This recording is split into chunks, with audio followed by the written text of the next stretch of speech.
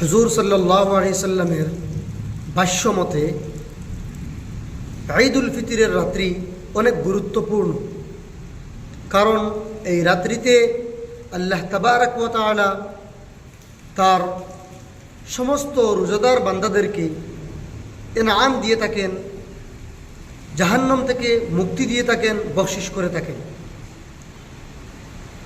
আমরা যদি লক্ষ্য করি তাহলে আমরা দেখতে পাবো যে এই রাত্রিতে সব থেকে বেশি যদি আমরা অবহেলা করি তাহলে ঈদুল ফিতরের রাত্রিতে আমরা অবহেলা করে থাকি।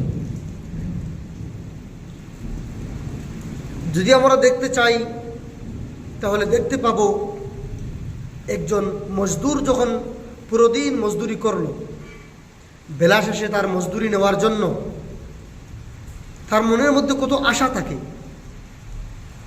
এবং সে সেই আশায় মালিকের সামনে দাঁড়িয়ে থাকে মজদুরি নেওয়ার জন্য। কিন্তু আমাদের যখন মজদুরি দেওয়া হবে, অর্থাৎ পুরো রমজানের যখন বখশিশ করা হবে ঈদুল ফিতরের রাত্রিতে, তখন আমরা কোথায়?